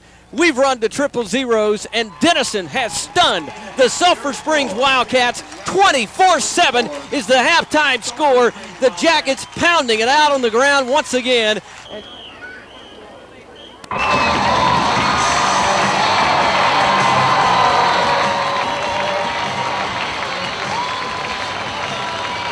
Well, Denison's going to have to re-kick anyway. They were offside, so they will place the ball back. Let's hope that's not a bad omen, because that's the way the Sulphur Springs Wildcats began this game. That's exactly right. And it went downhill from there. Well, they'll kick now from the 35-yard line. Of course, they want to kick it away from Jonathan Lindley. They want to keep it away from him because he has scored a lot of touchdowns. He's like the Dante Hall of high school football. Well, Kendall Wright is also a pretty big speedster himself. He's their punt return man. He's one of their backup punt returns. It's actually Keenan Clayton is the starter, but Kendall Wright into the ball game. Sam Smith on one side, Wright on the other, and Lindley in the middle. The Cable One kickoff is Squibber, and Wright's going to let it bounce at the 20, takes it at the 17, looks for blockers. Marcus Davis giving chase, and the Jackets will corral him around the 29 or 30-yard line, so maybe a couple of extra yards after the 5-yard walk-off. And the Wildcats made the Jackets kick it again. Scores to update you on 24-7 here as we begin the second half of play. 24-23, the Bulldogs of North McKinney leading Sherman at the half. Greenville 28-21 over Paris. And we're trying to get some Major League Baseball scores for you as the championship series in both the American League and National League are going on this week. And, man, haven't the playoffs been outstanding so far? How about them Cubbies? You know, they were talking about America's team. Who's America's team right now? Of course, now America's team will always be the Cowboys for us, but they're saying right now the Cubs have the greatest ratings in baseball for the past 7 years. Yeah, everybody wanting to see that Cubs-Red Sox World Series. Henry on first down, hit as he throws, intercepted, Mario Polk, he's running to the 35-yard line, and Denison starts just like they left off in the first half. Interception by the linebacker, drifting back in coverage, and you can give the Yellow Jackets, I didn't catch the number, it might have been Josh Vaughn, but you can give the Jacket defense a lot of credit because somebody pounded Henry right as he let go of the football. Well, Mario Polk, the inside linebacker, floated out in the flats and took the ball right at the 33-yard line and went down almost immediately. But I tell you what, you were talking about getting off to a good start in this second half. You can't get much better than that. Kimbrough right, Hudgens left, offset eye. This is going to be Robertson. Toss right, eludes one tackler, cuts it in to the 30, still going 25, still going to the 15. A highlight run to the 10, 5, stick it in the end zone, put it on the scoreboard. Corey Robertson takes it from 34 yards out, broke not one, not two, not three, but 4 tackles in the middle of the field, spun his way to a Yellow Jacket touchdown. Lynn, I've never seen a run that spectacular. It seems like I say that every time he runs, but my gosh, he keeps getting better and better. Oh, baby! Well, the Sulphur Spring coaches absolutely are in shock. They have their hands on their hips, and there are a lot of long faces on the far sideline. I don't think that the Wildcats ever envisioned that Denison would be able to manhandle them the way they have. Farley is on for the PAT attempt, and it is good. 11:27 to go. Mario Polk started it with the interception, and Corey Robertson, breaking 4 tackles, goes 34 yards for a Yellow Jacket touchdown. 31-7, Denison leads. We're back after this timeout. To an American Bank of Texas scoring drive recap real quick. One play, 33 yards. Doesn't take long to do that. 33-yard touchdown by C-Rob to 31-7. Denison on top of the mighty Sulphur Spring Wildcat defense. 11:27 left to go in this third quarter, actually. Farley on the Cable One kickoff, right back to right. Right finds a seam just for a moment on the sideline, but it closed quickly as Micah Hudgens and company, Brad Aday, combined for the stop. And you know, we neglected to do something a little earlier as we get ready for Sulphur Springs to take the field again. In the first half, Corey Robertson, I don't know how we missed this. He went over the 1,000-yard mark for the season in the first half, and he is off to the races again. He's still going, 22 carries. Monte, how many yards does he have? Well, he's got 150 more than he did last year. Make it 183 yards tonight. And counting. 3 touchdowns so far, and we've got a half to go. Wow. Pretty amazing stuff from and the that's young the man. Greatest run I've ever seen and probably ever will see. This is Ramey on the handoff, finds a seam up the middle and pounds his way for about 8 yards as the Jackets had a little tough time bringing him to the turf. And Nathan Farley was around the ankles, and Jacket Mario Polk slow to get up, but he'll do so. So an 8-yard carry on first down makes it second and short. If you're just tuning back in, we've got 10:59 to go in the third quarter, and Denison has already scored 31-7 as the Jacket lead. And wow, the Yellow Jackets quite impressive so far tonight. Henry back to pass. He has time, launches it over the middle. It's complete, but catch. A great stick by Marcus Davis. Well, it was a great catch and then a great defensive stick by Davis. It was Eric Chenault. Eric Chenault, who made the catch. Sounds like a hockey name. At the 36-yard line of Denison. And as soon as he got it, he was absolutely leveled by Marcus Davis, but he held on to the ball. It was a great catch. Speaking of hockey, congrats to the Stars with a great opening night win at the AAC. Yawn. My friend, I'll take it any day. This is 1st and 10, and the Wildcats will take one of their few first downs of the evening, trailing 31-7 in the third. This is Henry. He's going to give it on a reverse, and Ramey is going to go back the other way, and he's going to be tackled after about a 5-yard gain. That was a strange play. It was Henry heading right, handed it to Ramey, coming back left. Ramey headed left about 5 yards, said that's not going to work, and went right back and almost was in the same place where he got the ball from the quarterback before he turned it upfield. Well, they had the motion going to the other way. They were blocking with all their direction going towards the right, handed off to the left, kind of a misdirection type of play. And then he had to make a cutback, so it kind of looked like he ran 15 yards for only 6. 2nd and 4, the ball at the 30. Denison really wants to tighten up here and shut the Wildcats down. The game is certainly not over. Henry is going to be hit as he throws downfield, and it's a great pass and a great catch at the 5-yard line. Marcus Davis was right there on the receiver. He skied up in the air and made a spectacular grab. I don't know how he held on because Davis popped him as he got there. It was Rolando Wright, and give Henry credit for throwing the ball. Well, and Wright kind of got the wind knocked out of him. He's going to come off the field now. He really did get popped right there as he was going out of bounds. It was a great play, great throw, and a great catch. Davis was right there, just a little bit late, but he popped him as he was going out of bounds. Well, the Jackets may be in danger of turning around and giving what they just gained right back. Handoff to Wright, coming left side. He's hit at the 3-yard line and dropped. So it'll be 2nd and goal from the 3. Denison got an interception on the first play from scrimmage of the second half. A play later, Robertson went in from 34, but the Wildcats are on the march. Bryce Woolard made the stop over there. There is an injured Denison Yellow Jacket player down at the 4-yard line. We'll have to check and see who that is. I don't know. I'm sure Jason Smith, our Bratcher Funeral Home sideline guy. Jason, have you got a beat on that? Oh, what a place for a goal line stand here. 2nd and 3, 9:01 to go in the 3rd. Denison started off with a bang, but Sulphur Springs has come right back, and they are trying to climb back into the game. 31-7 Jacket lead. Clock rolling in the 3rd. This is Henry from the shotgun. Backs on either side of him. Calls for the ball. Hands it off. And Ramey is going to be hit, and he's going to be dropped at the 5-yard line. Oh, and he really was stuffed. Mario Polk right on the inside linebacker. Stuffed him right at the line along with Scooter Means. Both of them working side by side, those inside backers, and really did a nice job. Remember, your tackle leader is out of the football game once again. Kyle Richards. He has been the man among men in the early going in the pre-district, and he is not in the football game now, but Scooter Means doing a nice job filling in. 3rd and a long 4. 3rd and goal. Henry flanked by 2 backs. He's going to call for the ball. Looks, he's going to throw it. It's overthrown behind the receiver, but there's a late flag. That was not a catchable football, but they're with. And now they're going to call it uncatchable. Just like you said, Lynn, they're going to wave off the flag. That was going to be a crime if they called that against Brad Ade. And they did not. They waved it off. Those Bulldog referees. How about that? Those Hal Bulldog referees. No, I'm just playing. 4th and goal from the 4. Can the Jackets come up with a big goal line stand? Denison has owned Sulphur Springs tonight, and a stop here might be the first nail in the coffin. It is 31-7.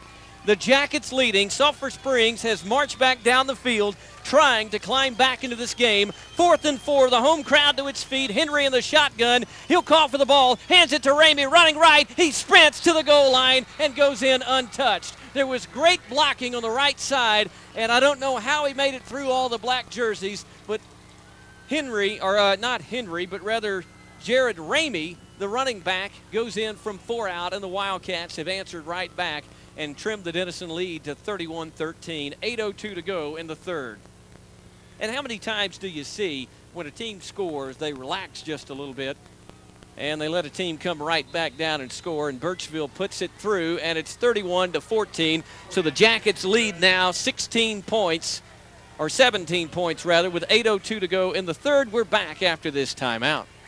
American Bank of Texas scoring drive recap. That one for Sulphur Springs, 8 plays, 69 yards. Took 3 minutes and 25 seconds off the clock, and it was a 4-yard touchdown by Jared Ramey. Puts our new score 31-14. Denison on top. 8:02 left to go, 3rd quarter. Birchfield is going to kick it into no man's land, and Hines is going to have to watch it go into the end zone. It will die, and the Yellow Jackets will come out to the 20. 8:02 to go in the 3rd, and Denison, which had led 31-7 a few moments ago, now leads 31-14. And, you know, it has been going quite well for the Yellow Jackets, but Sulphur Springs has proven to be dangerous in the non-district race offensively, and you don't want to give them any belief that they have life. And the Yellow Jackets had the foot on the coffin and let it off. Well, the best thing to do right here for the Yellow Jackets is what they did the entire first half, is take about a 9-play drive, which take about 5 or 6 or 7 minutes off of this clock. I don't know. I'd kind of like to see 42 go 80 here. Well, you know, if they can run this clock down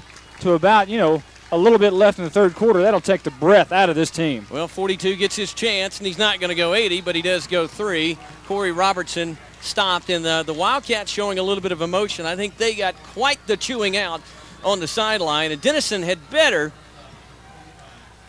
remember that there is a lot of time left. You don't want to let a team off the mat when you've clearly got them there. That's exactly why I want to bring up the point that you want a long, sustained drive in this situation to kind of the knockout punch, the KO, if you will. Here comes Mr. Awe, the 1-2 punch of shock and awe, and he gets out to about the 26-yard line. So 3rd down and about 4 coming up.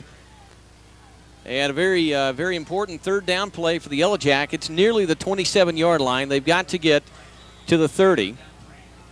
Jeremy Kimbrell will check in, and Jeremy Grimes will also check in. Sherman has come back to lead McKinney North, 29-24 in the 3rd. And the Jackets a key 3rd and 3 here.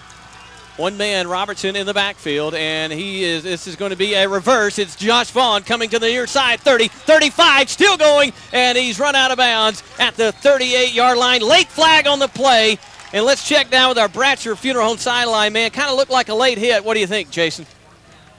A late hit, or somebody uttered the magic words, because he was very quick to throw it. But well, I can tell you right now, Jason, I don't think it's that, because Bob Brown is not unhappy. He's standing right there. He's standing without emotion, so I would think that it would be against Sulphur Springs, and it is. So it will be unsportsmanlike conduct, a late hit out of bounds on Josh Vaughn.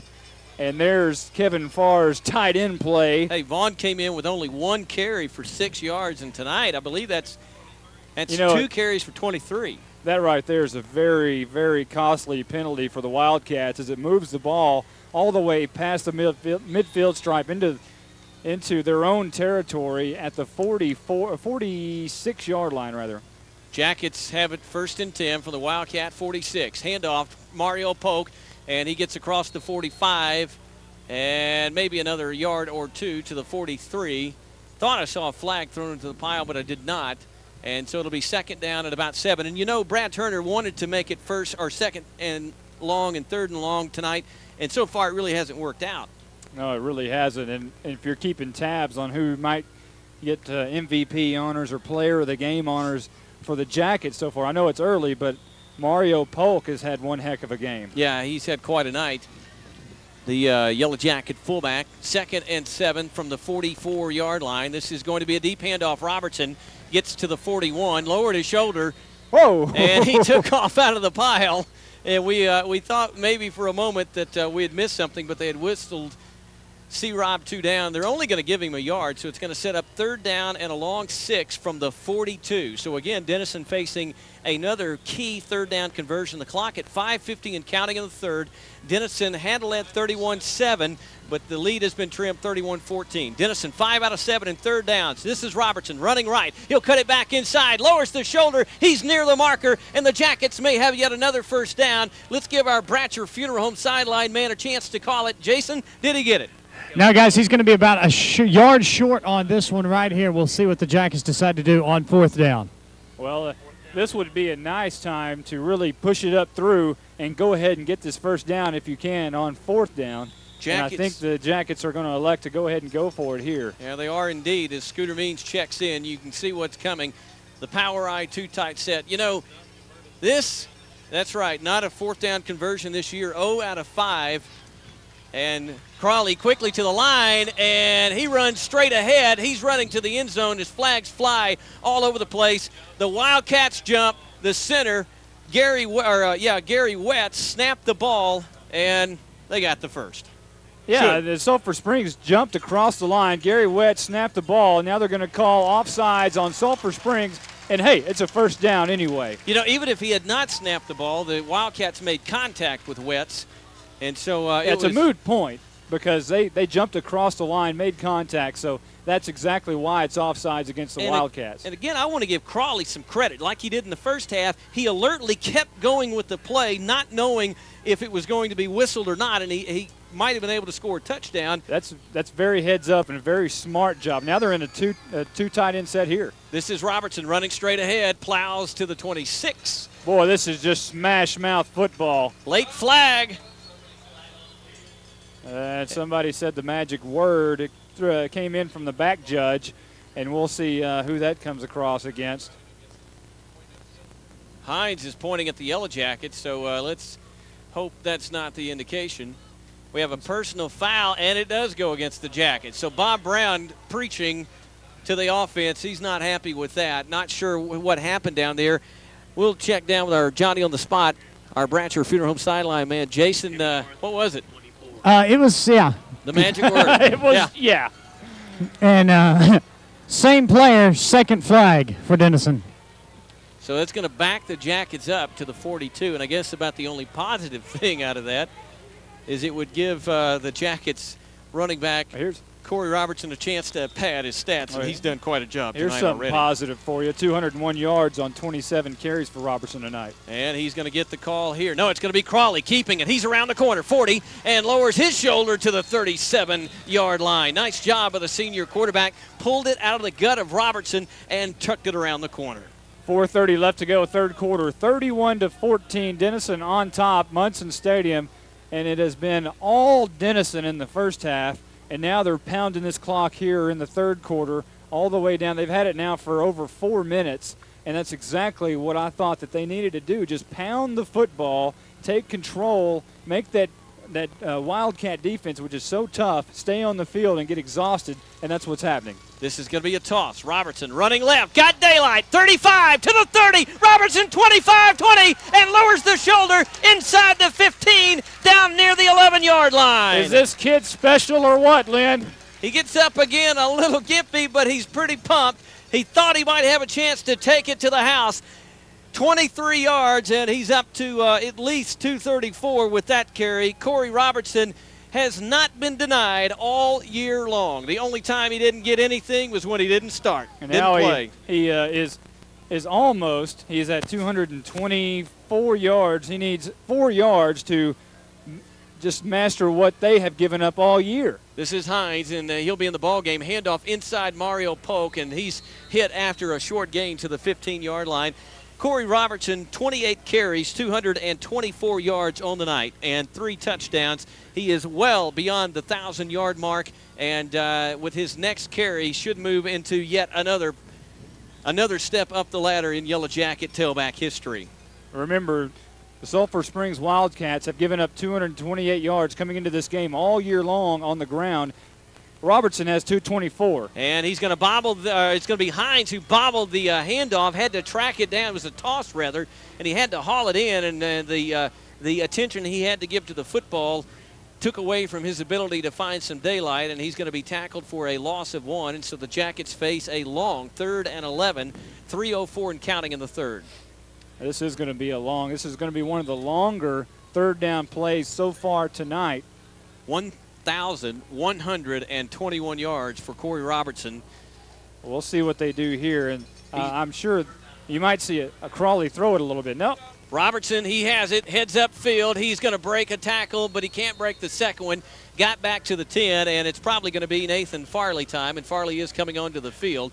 So you got part of your wish, a very time-consuming drive, 2:32 and counting in the third, and if Farley can connect for his 3rd field goal of the year, you'll get the second part of the wish, which is more Yellow Jacket points. Well, that is a great point. If they can make it a 34-14 lead here after this field goal, that would be a nice cushion of 20 points going into the fourth quarter. 2:14 and counting, and the Jackets with 16 on the play clock may try to milk it down as far as they can. Farley has missed from 40 tonight. This is a 29-yard attempt. Fink has it down. Farley's kick is on the way, has plenty of distance, and he has split the uprights, and Denison has a 20-point lead, 34-14, with 1:59 to go in the third. The home crowd on their feet, and why not? The Yellow Jackets are in a rout right now. They'll try to hang on through the 4th stanza coming up in 1:59. We're back after this timeout. Denison has a 34-14 advantage after that 29-yard Nathan Farley, Bill Bates field goal. Cable 1 kickoff. Farley's going to squib it down the field. He's going to hit an up man at the 25. He comes near side, looks for blockers, lowers the shoulder, and is taken to the turf by Micah Hudgens. Hudgens made the tackle on the last kickoff, and he makes it yet again. So Micah Hudgens, some nice special teams play tonight. Let me give you these numbers real quick. Corey Robertson with his 229 yards now. As I have to redo the math because Kevin just changed my formula, so give me 2,426 career yards for Corey Robertson, and that moves him past Aaron Jackson into 6th place, coming up on Marcus Flemings. Yep, he is climbing the ladder, and he's still got a lot of room to run. Shock and awe in the game right now. Hines and Robertson, 348 yards rushing for the Yellow Jackets, and Ryan Henry will try to once again move the Wildcats down the field. They've got a lot of ground to make up in a hurry. This is a throw over the middle. Robertson picked it off. 45 to the 40. Robertson still running. 35 to the 30. Looking for blockers at the 23-yard line. 2 flags are laying at the 37-yard line. Well, it's going to be on a block by Scooter Means. You can't block below the waist on an interception, and that's going to be the call. He took out Patrick Morgan at the 36-yard line, blocked below the waist on an interception. You can't do that. Well, that's. But Denison is still going to hold the ball. Let's see. Who's our star? And now they're going to say it's a holding call, so it's not a block below the waist. It's a holding call. Let's see. Who's our star of the game going to be? Well, the Jackets have increased their turnover ratio to +4. Let's see. He's got 229 rushing. That's a yard more than Sulphur Springs had given up all year in 5 games, and he just got his second interception. I think I'm starting to narrow my list down for the star of the game yet again. Well, I was doing the math real quick. He's 134 yards away from Marcus Fleming's on the all-time chart. You know, and he probably obviously won't get that tonight, but he could get that in the first quarter next week. Hines is the tailback. Hines, 27, gets the toss, comes near side, has room, 35, 40, cuts it back inside. He's running 30, 25, 20, sprinting to the pylon, 15, 10, 5, stick it in the end zone, put it on the scoreboard, 47 yards out. Anthony Hines says, Corey, I need to pad my stats a little bit tonight, big boy. And Denison blowing it open against the heavily favored Wildcats, 40-14 in a score that will send shockwaves through District 11 4A. You know, Anthony Hines came into this game 30th all-time on Denison rushing list, and you can add to that. He is well above that, and now he has moved into 26th place all-time. Wow.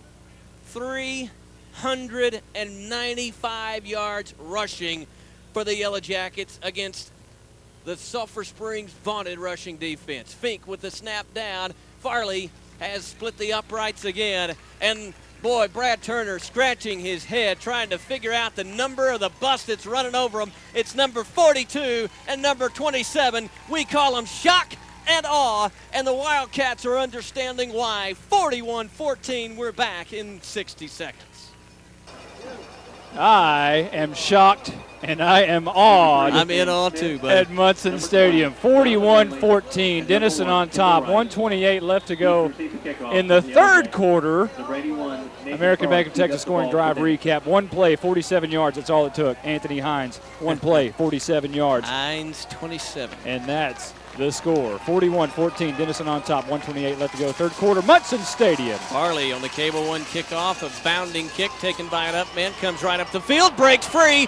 And he had a chance to run for a little while. Desmond Baker tackles him. Late flag. Farley's pounded to the turf. 2 flags come in. And the man that popped him, Jonathan Lindley, a little frustration. Well, there's a lot of frustration on the Sulphur Springs Wildcats. They came in 5-0. They came in, had never given up any yards really to speak of. Of course, a lot of people say, have they played anybody? We're trying to find that out now. They played somebody tonight. Well, I apologize to Jonathan Lindley. He was not the man guilty of the cheap shot. It was Kedrick Duffy. And, you know, another thing that I don't think we talked about, but Brad Turner telling us this week that one thing they take a lot of pride in at Sulphur Springs is special teams play.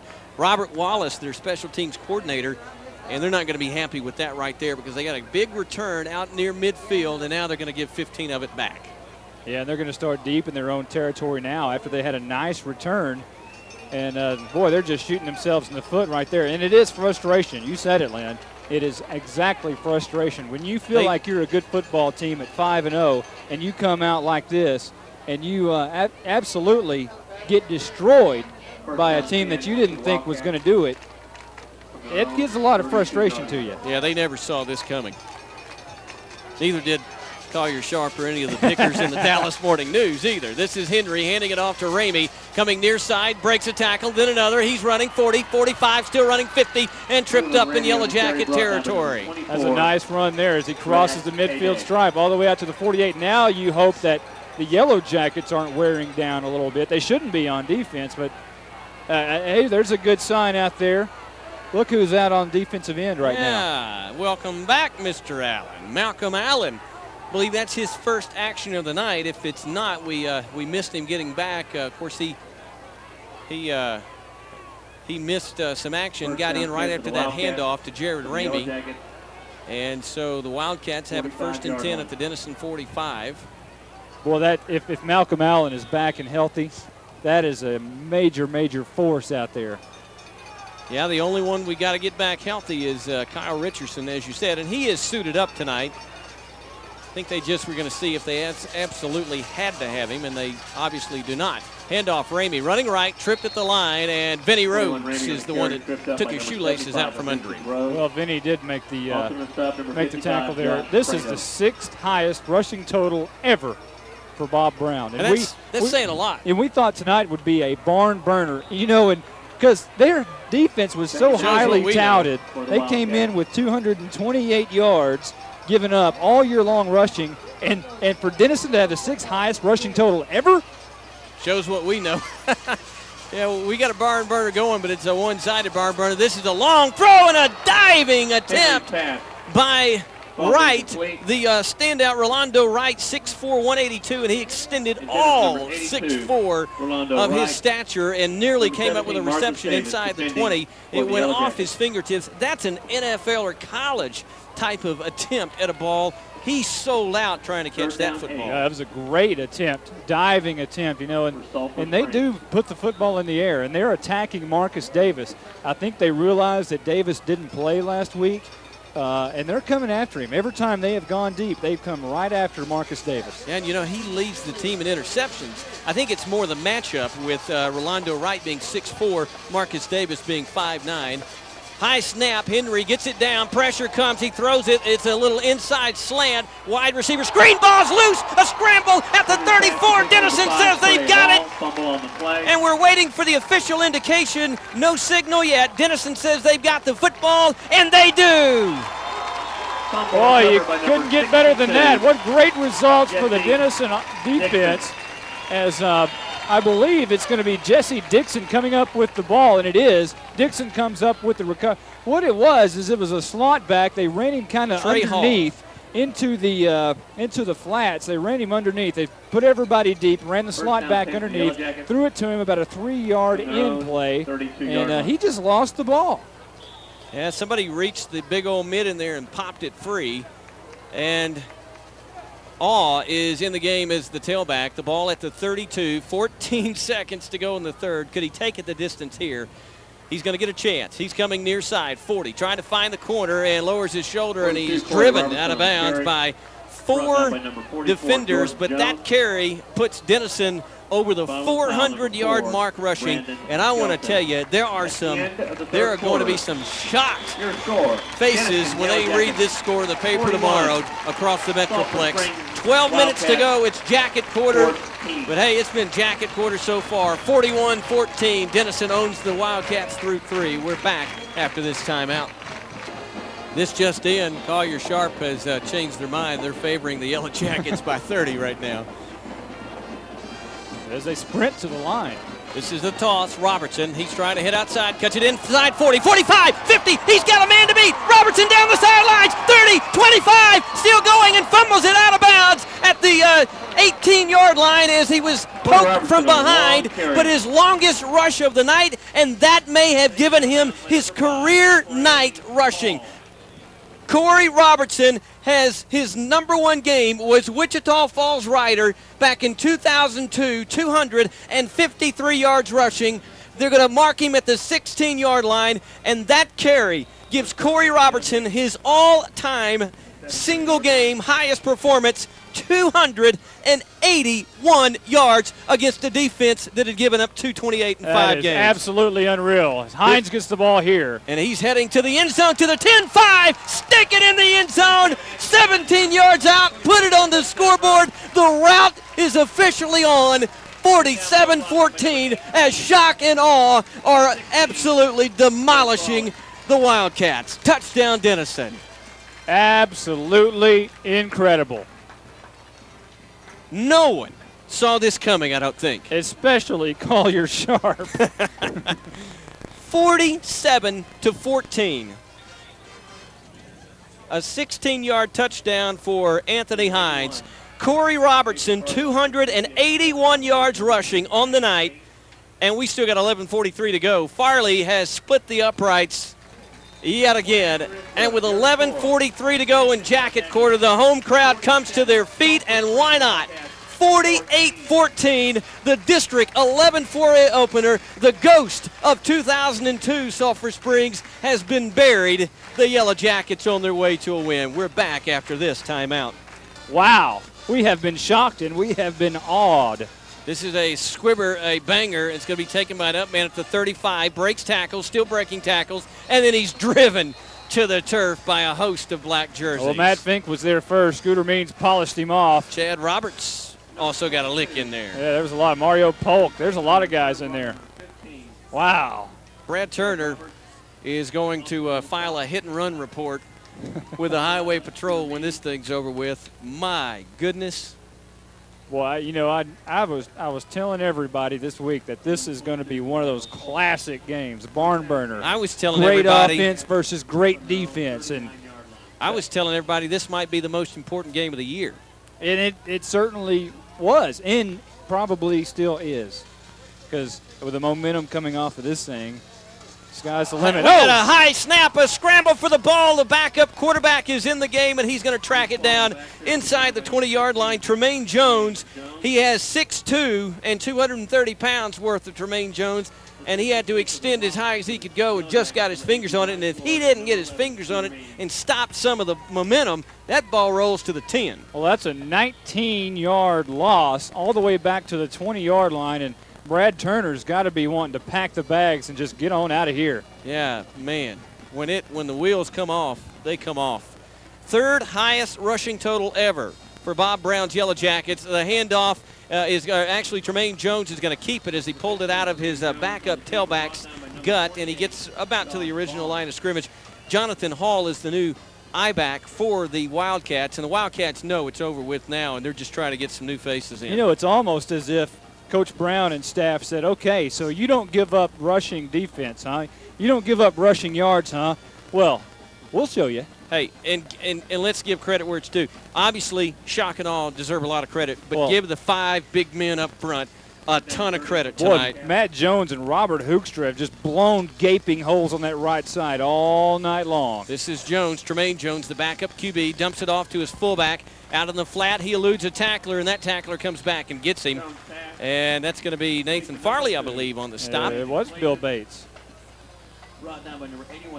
Gets up to the 20-yard line. Maybe they'll call it the 19, so a long, long way to go here. 10 minutes to go in the game, and it is 48-14. You know, and if you're Sulphur Springs, 10 minutes, 9:52 now on the clock, that's going to feel like 9 days. Because, you know, especially a team that came in here 5-0 thinking they're a great football team, and they are a good football team. They really are. But these 9 minutes are going to be torture for them. Yep. Birchfield in to punt the ball, stands at the 5, and he's going to get away a good kick. Hines on the return. He's hit immediately. And, you know, the old days, meaning last year, that would have been a penalty because the defender arrived about the same time the ball did. And you remember you had to have that, what was it, the halo of 2 yards. But not that time. Hines gets it to the almost 50-yard line. Let's do the Cotton Patch trivia real quick. What we want to know is we want you to call, first of all, write the number down, 903-465-6200. The question is, this is the 14th meeting between the two teams, Sulphur Springs and Denison. How many of those came in the playoffs? Matt Fink is the backup quarterback. He's going to toss to A.J. Haith, who's going to spin his way to about 3 yards across the 50 as the backups get in full force. The question is, this is the 14th time the Sulphur Springs. Good luck. Going to have to do some pretty good head scratching on that one. Matt Fink in for Will Crawley. A whole new slew of faces. Mario Polk, though, is back in the game. Flag at the line of scrimmage on the snap, and I believe that's going to go against the Jackets. And with 8:42 to go, the game is over with. The starters have been pulled, at least as far as skill players are concerned. And it's offsides against the Sulphur Springs Wildcats. 10th penalty of the night for the Wildcats. And, you know, about the only thing in question at this point is there's two things. Is Denison going to get to 50, and are they going to get over 500 in rushing? They're at 465 and counting. That's unbelievable. Against this highly touted That's Wildcat almost, defense. That is double what they had given up all year. It is amazing. Yeah.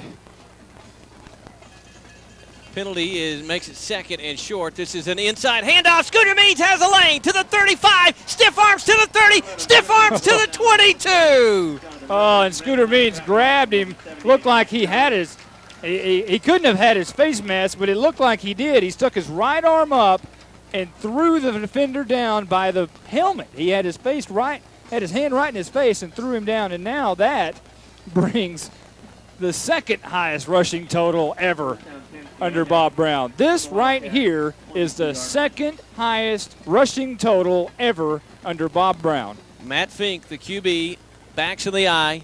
This is going to be Fink running, or no, it's going to be a handoff to Polk, and he's inside the 10 to the 5-yard line, and the stats keep piling up, and Denison may break the 500 mark in rushing yardage, and they may break 50 against what we thought was going to be a highly touted defense. And I'm telling you, when the coaches from 11-4A hear this score, they'll all know the road to a district title is going right through Denison. Well, I don't think it's only going to be 11-4A. I think it's going to be across the state. First and goal from the 5. Fink is going to hand it off. Running back, I believe that was Haith, plowing to the 2-yard line. We've got an update in McKinney, and it is now Sherman on top, 42-32.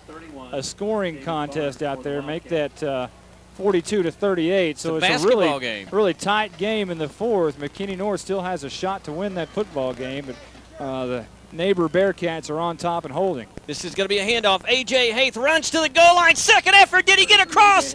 No signal. Yes! Stick it in the end zone. Put it on the scoreboard. A.J. Haith gets his first touchdown of the season. He takes it in from 2 yards out, and Denison has put 54 on the Wildcats, and they're not through yet.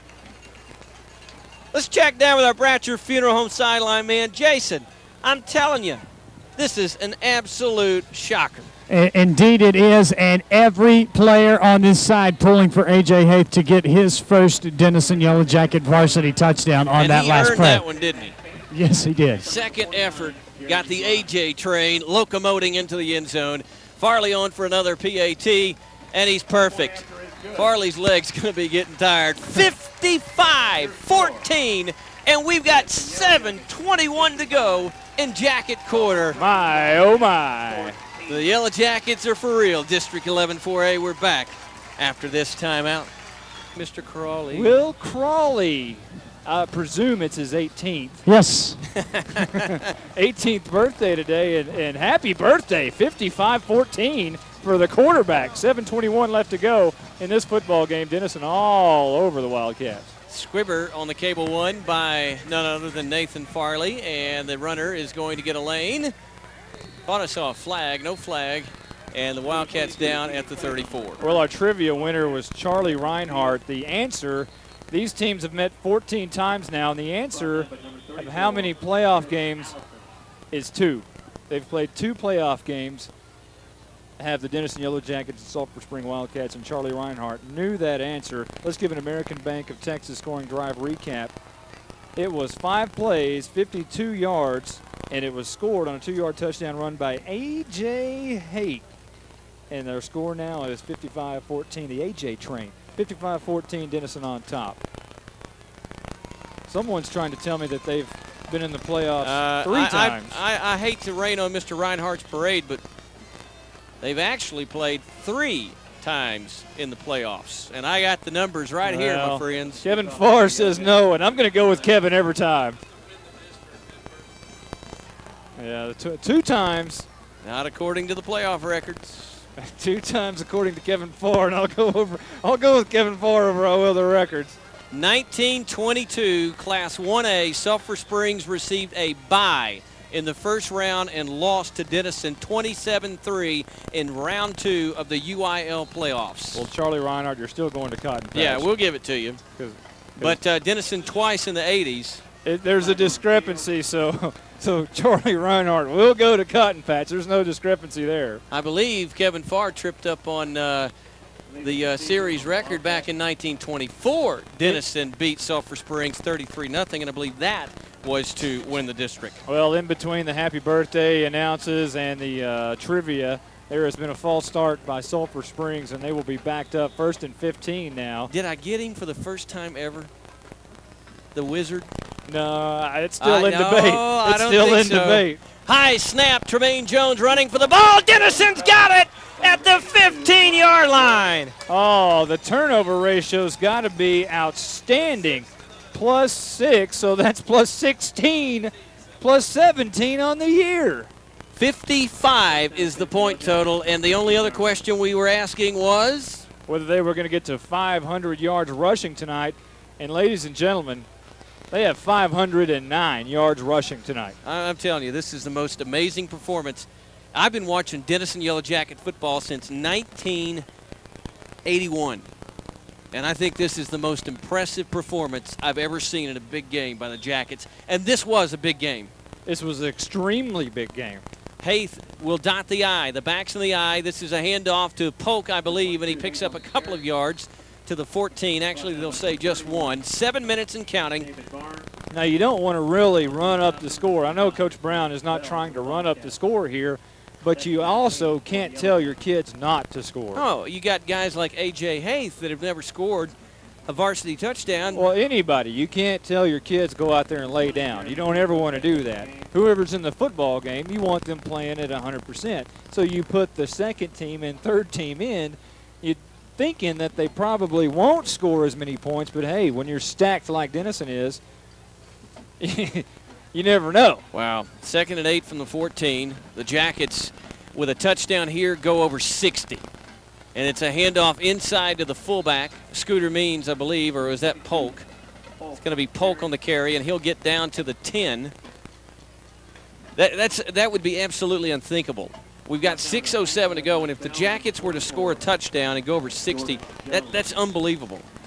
Yeah, and they if they score another touchdown, let's just say if they score one more touchdown, they will break into record-setting stuff here. Highest scoring game is 71. That's against Denton. But 61 would put them about the top 10. 3rd and 4 from the 10. Polk and Haith in the backfield. Fink the quarterback. 55-14, the Jackets lead. Polk is running to the left. He is to the 5-yard line. Plows his way to about the 4. Should be a 1st and goal with 5:29 to go in the game. And that is, I believe, going to be the indication. Let's check with our Bratcher Funeral Home sideline, man. We have a first down, Jason?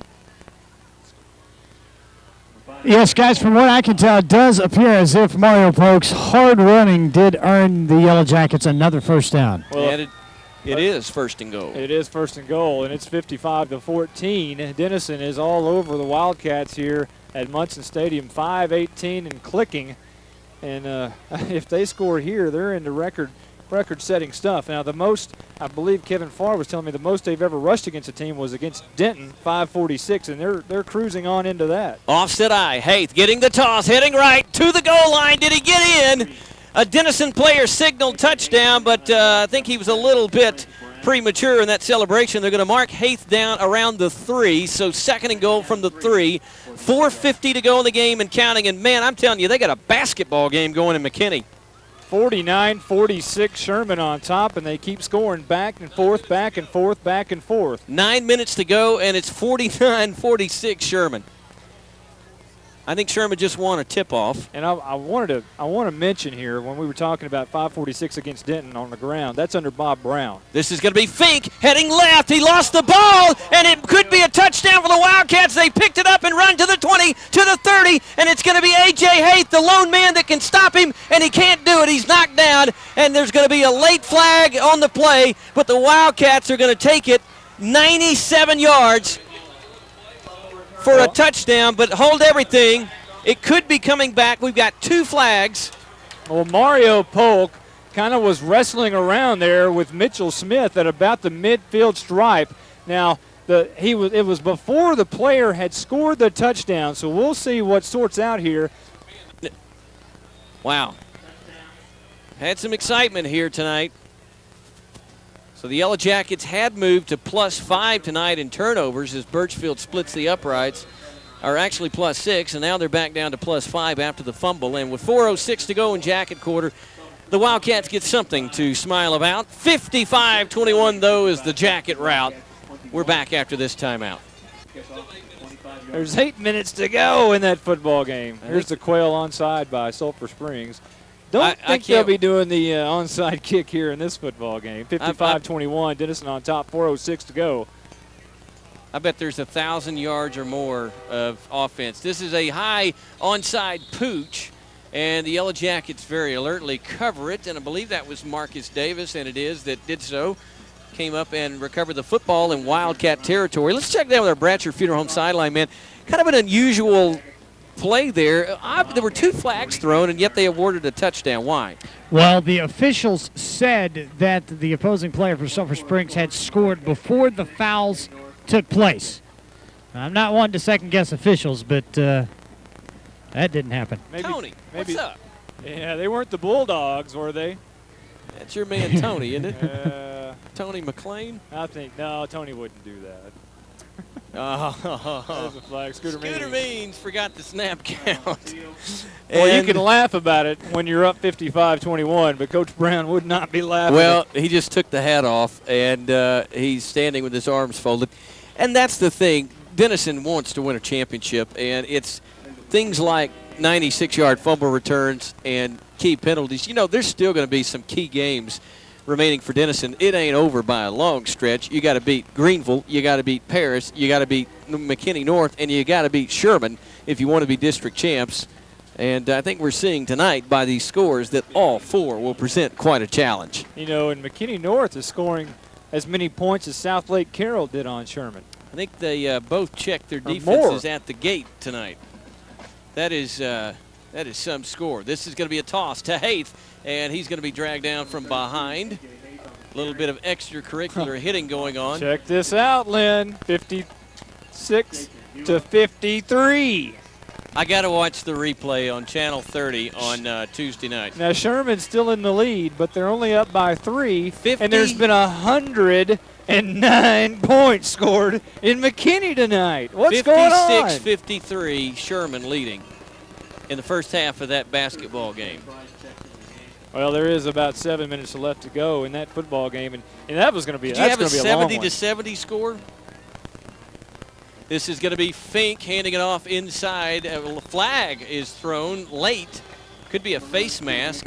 Check the ball carrier. That's Scooter Means as he got back to the original line of scrimmage. We'll check the penalty marker as the clock has stopped momentarily at 3:20, 55-21. The Jackets in the lead. Don't forget that Dave Hilton has the extra point show. He's got a lot of scoring to recap. The brand new, yet again, news and sports director for KLAK, KMAD, and KMKT. Congratulations, Dave Hilton. Yeah, he does such a great job. And he does a great job on the scoreboard show. Let's talk about our shirts. Germain Designs has provided our wardrobes for the past 5 years, and we want to thank them. They do an outstanding job. We have the insignia of their helmet logo, the script jackets on our shirts. And we may need to talk to them about getting some kind of a sweater for some of the colder games we may face in coming months. This is going to be A.J. Haith, and he's near a first down. It's going to be short by about a yard, but the Jackets continue to rack up the yardage. They're at the second highest total ever under head coach Bob. You consider they've had Reggie Hunt, Corey Robertson, and company, Dewan Gentry. How do you say it? Prime time. That's saying a lot. Second highest total. Prime time. I want to thank Domino's Pizza for their prime time buffalo wings that they gave us. Oh, yeah. Pizza this afternoon. Thank you very much to Domino's. If you're hungry, call them. 3rd and 1. Haith coming left, lowers his shoulder, and he's got a first down. Yeah, that's a great idea. Happy birthday, Will Crawley. 1st and 10, 36-yard line. And this is a handoff. Scooter Means running left side, and he's hit after a short gain. You know, Corey is the obvious choice. You got to get him in there because he's got his career high of 281. But my vote would be to get a couple of guys we don't normally get to talk to. You know, I'd say Crawley, and I'd say A.J. Haith with his first varsity touchdown. I'd say maybe Matt Jones and, you know, those Hoekstra and those guys on that right side of that offense. We could talk to just about everybody on this football team because they all play a part in it, talking about the guys in control. Matt Jones, to me, is one of the dominant linemen that's rolled through here in a while. Yep, he and Vinny Rhodes are having quite a year on that offensive front. This is Haith running left. And the clock is going to wind at 1:08 to go. Denison absolutely does the opposite thing on the other side of the ball. They put the hammer lock on the Wildcats offensively as well as putting some big numbers up offensively. This is Haith running outside. No, it's a handoff inside. Polk still running. He's inside the 30, and he'll be near a first down on what could be the final play of the game with 21 seconds and counting to go, and I think that's going to do it. It's going to be 3rd down and less than 1, and the congratulations beginning to be extended from the home crowd. 10 seconds and counting. The Jackets shocking all their way to a 1-0 district mark. Denison, your Yellow Jackets are back on top again.